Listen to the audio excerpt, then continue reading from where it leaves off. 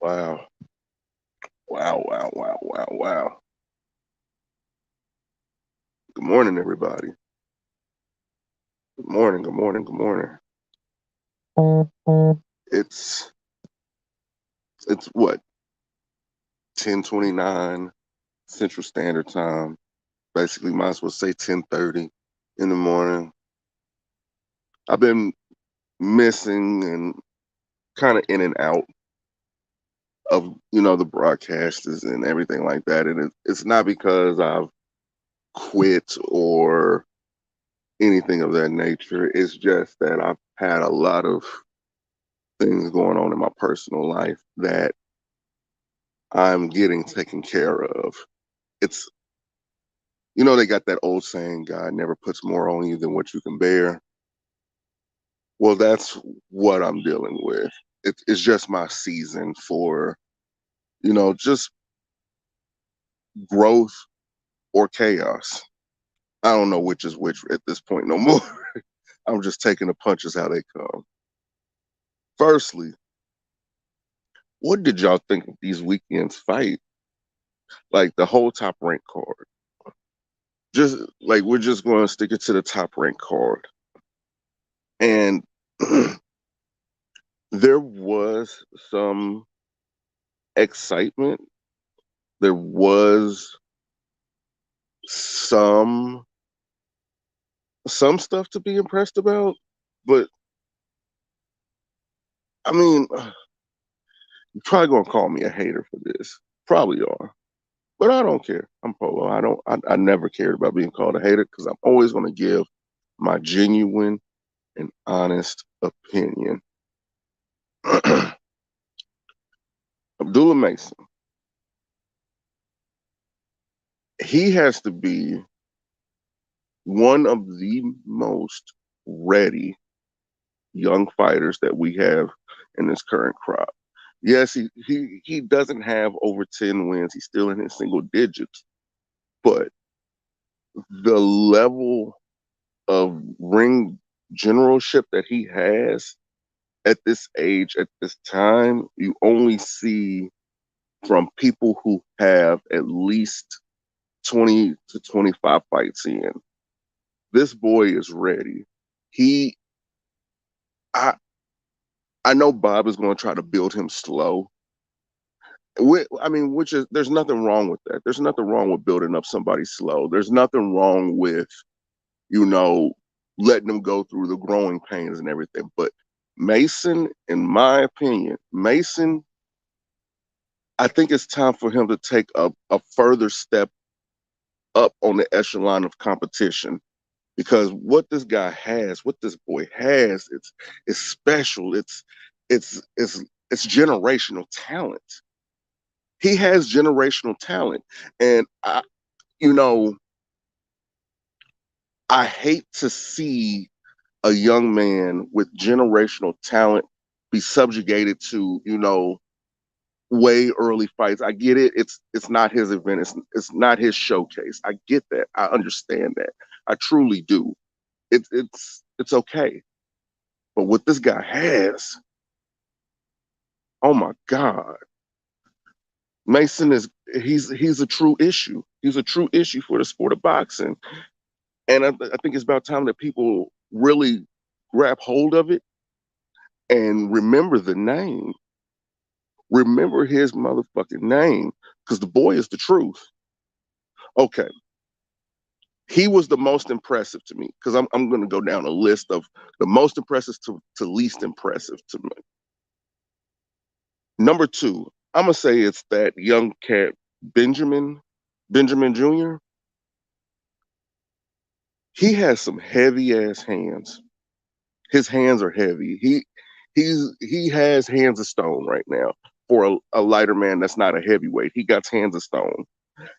And I'm curious to see the direction that he goes in with his career.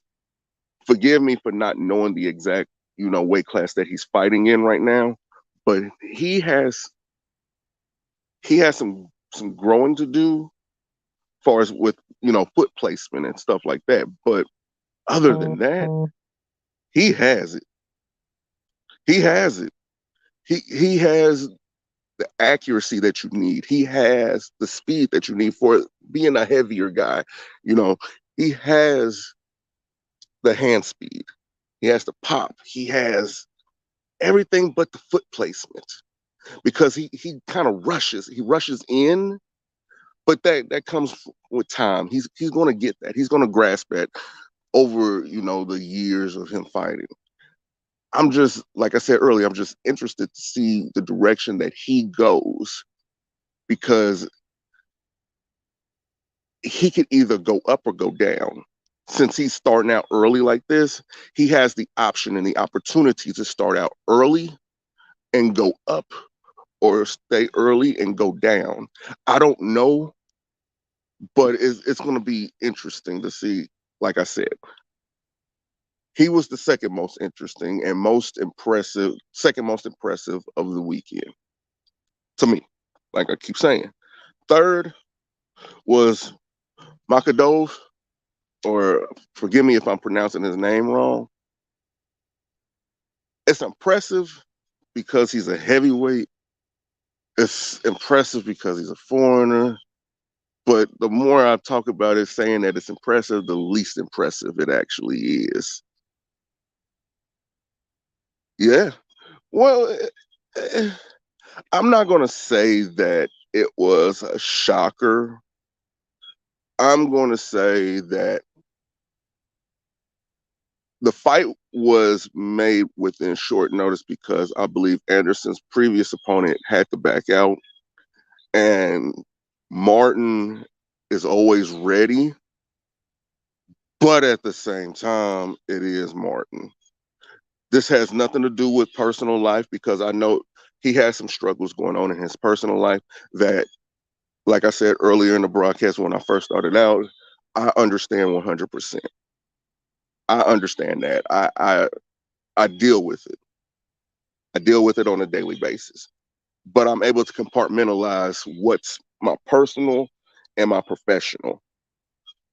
And in a profession that's a hurt sport, you can't have that on your mind. You can't. And I would like to say that Charles Martin, for what he did in his career, was truly impressive, but he's not an impressive fighter to me.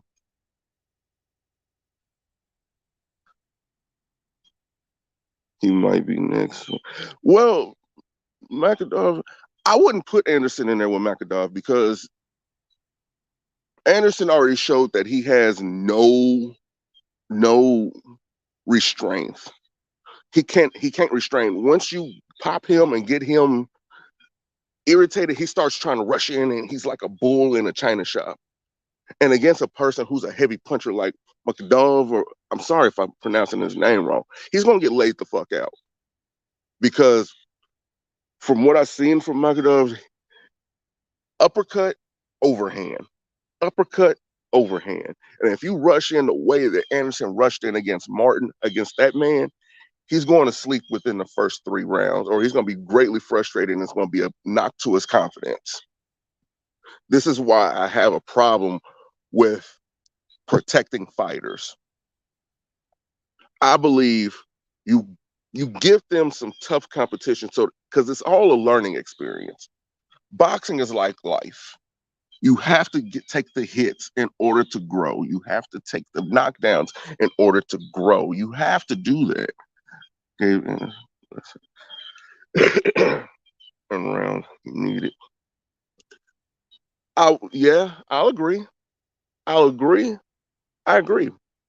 But at the same time, were you ever in doubt that Anderson was going to lose that fight? I wasn't. After watching it, I got up at I want to say I got up about six this morning, and I watched all of it. Anderson, he's a good kid. He's a good fighter, but he's not impressive. He's not impressive. There's nothing impressive about him. Yeah, he has size, but how many times have we seen heavyweights with size? Yeah, he hits hard, but how many times have we seen somebody who just hits hard and has size? There's nothing special about that. The fifth I was for a bit. Mm, no, it just Anderson. He lacked focus. It's easy for him to lack focus in a fight because he thinks he has this complex. I'm not saying that this is true, but this is just what I see. It's almost as though he has this complex that he's supposed to win every time he steps in there, like the person is supposed to lay down. And I think that's what made the fight a little bit more interesting than what it was. He he could have went down if Martin would have pulled it together, but the thing that saved Anderson was the fact that after he got popped, he decided just to rush in. If it was any other fighter who was not Martin, just put it like this. In that situation that Anderson was in, other than Charles Martin, Chris Arreola would have tried to finish him. Andy Ruiz would have tried to finish him. Hell, even AJ would have tried to finish him. All these fighters know how to finish somebody. It's that Chris. It's that Charles Martin has never really been a finisher. I think he needed to work on defense, head movement. Man, like, yeah, okay, I agree with that too. Head movement is important. Foot placement is important. All these little things, being able to time your feints. These are things that he's 15 fights in and he still has not done. He still hasn't done it. That's why I'm not on this hype train for Anderson. I get it. The heavyweight division is kind of small and it's kind of, whatever, blase, blase.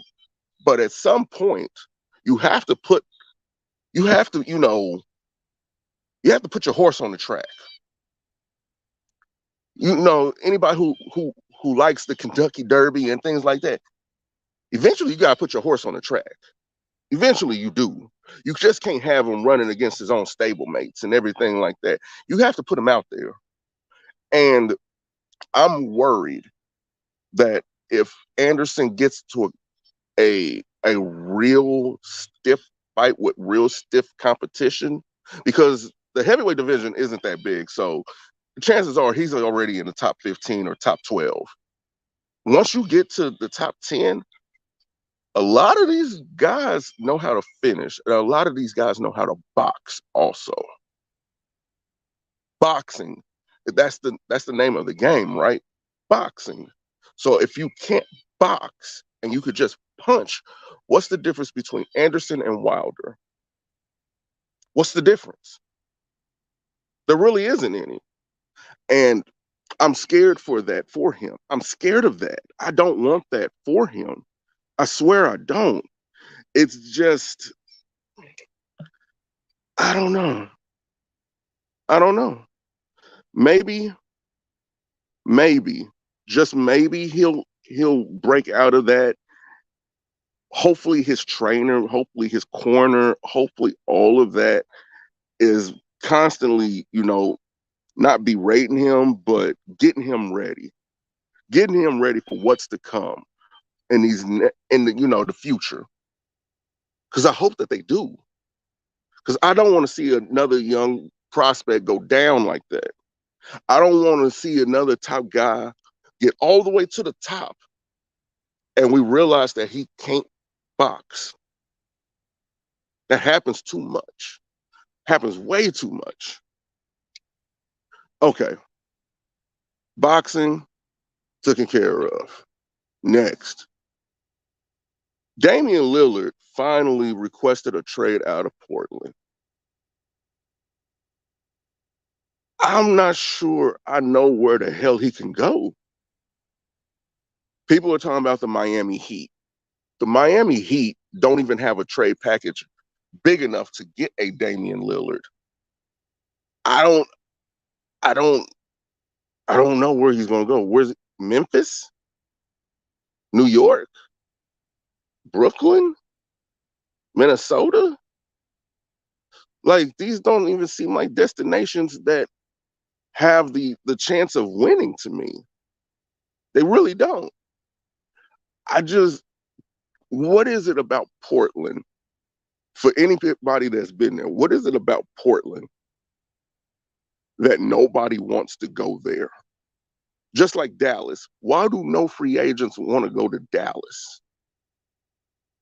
What is it about these cities that nobody wants to go there? Somebody please let me know, because I'm confused about it. I really am. And it something just ain't right about it. It just ain't. But I'll be back in 30 seconds.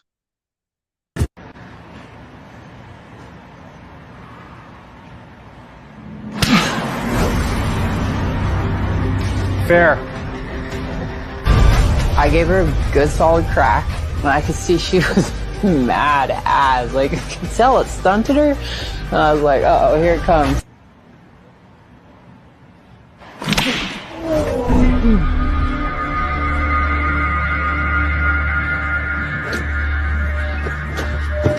Fight's over.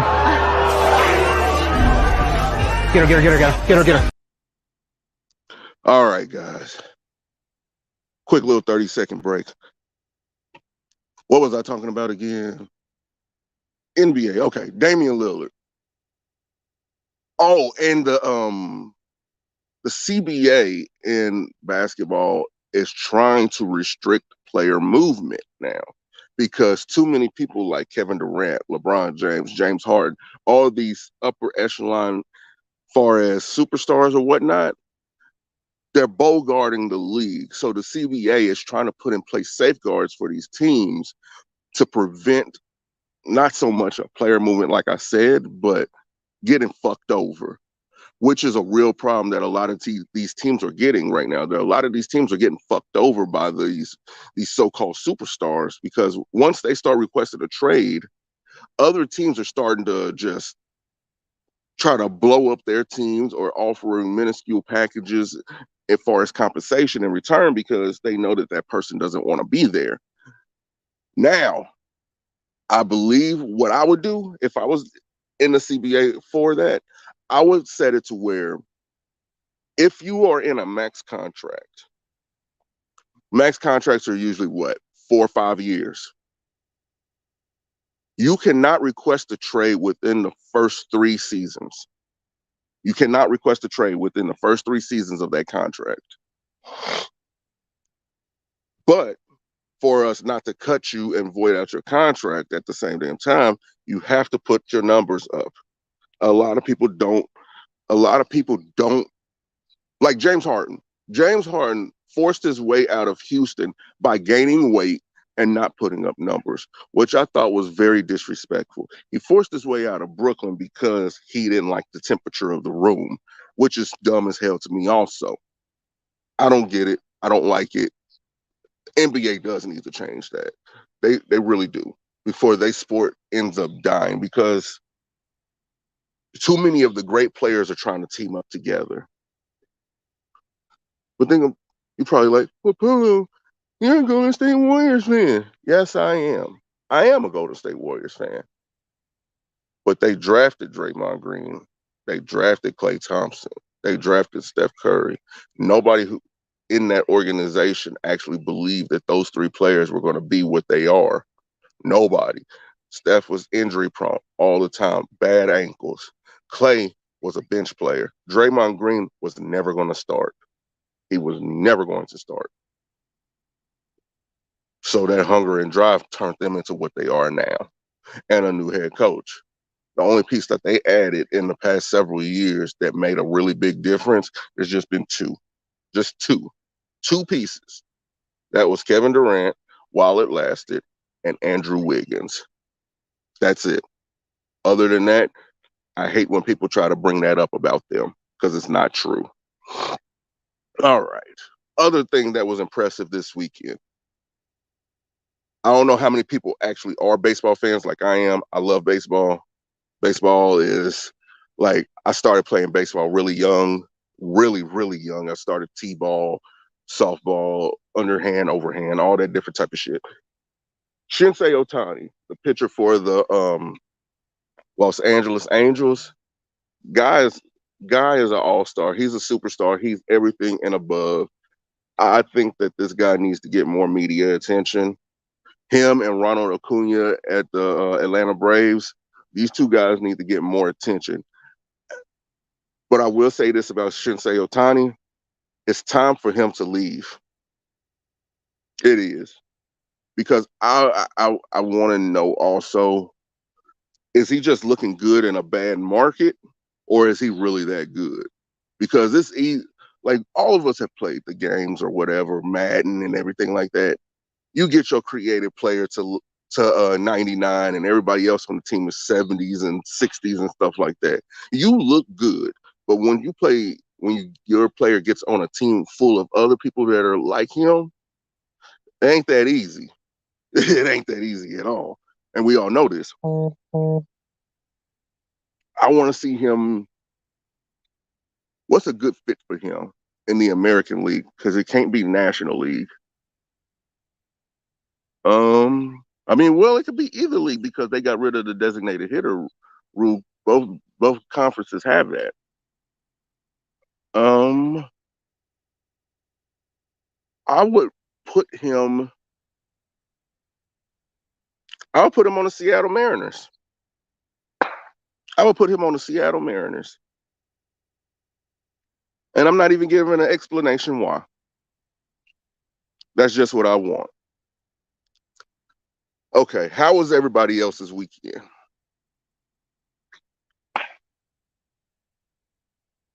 I got to spend it with my family and my extended family in Omaha, Nebraska.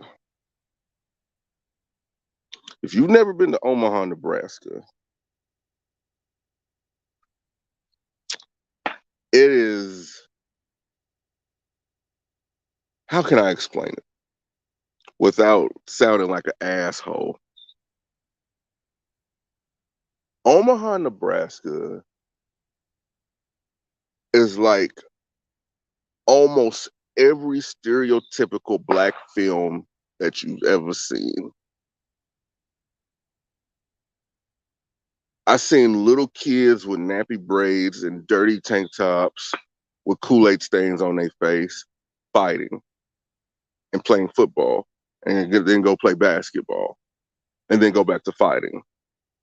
Ain't nothing wrong with that. I did that as a child my damn self. That's cool. I seen a chick with colorful hair extensions fighting another chick with colorful hair extensions over her man. And I'm not making this up and I'm not exaggerating. Her man named Ray Ray. Yeah. Two distinguished women with colorful hair extensions were fighting over a guy named Ray Ray. Is is Bud going to win, or is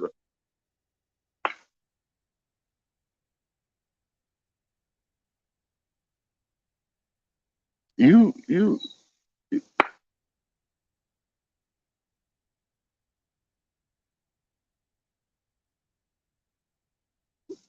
know damn well Terrence Bud Crawford is going to win this fight. It's not, he's not going to win by a landslide. I'm more realistic than that. He's not going to win by a landslide. He's not going to just come in here in that ring and show utter dominance. No, he's not. He's going to be a tactician. He's going to be a cerebral assassin. He's going to be a manipulator of the ring. He's going to be a manipulator of his opponent. He's going to be a true boxer, while Earl Spence is going to have to be a fighter. He's going to have to fight him. Earl Spence is going to have to fight. He can't box him. It's not that I don't think that Earl Spence is a bad boxer. Like, there's a lot of people who think that I hate Earl Spence. I do not hate Earl Spence. I do not.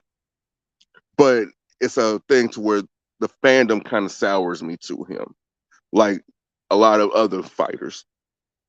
But that's beside the point.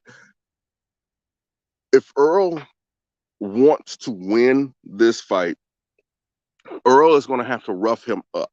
He's going to have to rough him up early and often, from first round to the last. He's going to have to use his strength. His strength is going to be his best weapon and his best asset for victory in this fight. He's going to have to bully him. He's going to have to put his head on his shoulder, his chin on his shoulder, start pushing down and hugging and throwing the body shots, throwing the liver shots, all that different type of stuff. That's what Earl Spence is going to have to do to win. He's going to have to just physically impose his will on Terrence Crawford. He's going to have to lean on him. He's going to have to elbow him, forearm him, drag him, all this different type of stuff. He's going to have to use his arms. He's going to have, because people fail to realize how long Earl Spence's arms actually are. He has some really long arms, and he's not weak. So he's going to have to drag him. He's going to have to do all this dirty fighting to get Terrence out of there. But at the same time, I think Terrence relishes in that shit. I think he does. But I think that's also one of Terrence's weaknesses also. The fact that he relishes in the bullshit. And if Terrence decides to play the game that Earl Spence wants to play, the fight is not going to last that long. I say it lasts 9 rounds if that's the case, because there's only so much that the body can take. And what is Earl Spence going to do? He's going to attack the body, because Terrence is a mover. So he's going to want to attack the body to get him to stand still. Terrence, he's going to have to be the old, and I'm not meaning this in any kind of disrespectful manner, but he's going to have to be a ballerina in there. He's going to have to be a twinkle toes. He's going to have to be light on his feet. He's going to have to be Gregory Hines. He's going to have to be dancing around. He's going to have to be Floyd Mayweather. Like, let's be real. Let's be real. The thing that made Floyd good against bigger fighters, whether it was Canelo Alvarez, Miguel Cotto, and you could just go on and name the rest of them, the ones that were actually bigger than him. The thing that separated him from them was IQ and movement. IQ and movement. IQ and movement.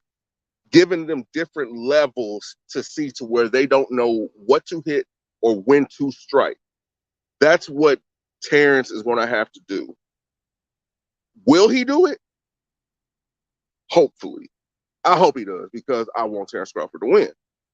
But realistically, I don't see him doing that. I see him doing the thing that he always does, to where he takes off 2 or 3 rounds, probably 4 rounds, to figure out what the hell is going on.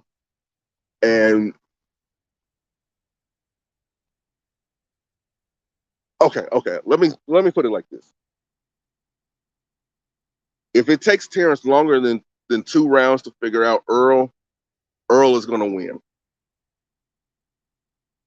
If Terrence figures him out and he's firing off on him by the 3rd round, Terrence is going to win. I think Terrence knows what's at stake and what's at line in this fight. I think Earl Spence knows what's at stake and what's on the line in this fight. I think that Terrence cares more than Earl, because Earl already knows that he's guaranteed basically victory at 154. Terrence, on the other hand, is not. Terrence's future is kind of clouded, and it's kind of up in the air right now. Will he stay boxing? Will he go to 154? Will he stay at 147?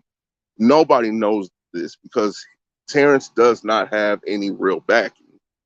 He doesn't have the umbrella that, I hate to say it, but a promoter can give you. You know what I mean? I just hope that it's a good fight.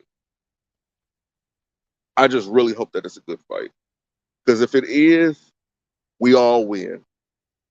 And when we all win, we all have something to talk about. And if we all have something to talk about, we're all getting along. And we're all loving each other. That's the goal of sports. It's not to separate us, but it's to bring us together. And that's it for now. Had to do a little quick 30 minutes. This is Polo. Peace, y'all.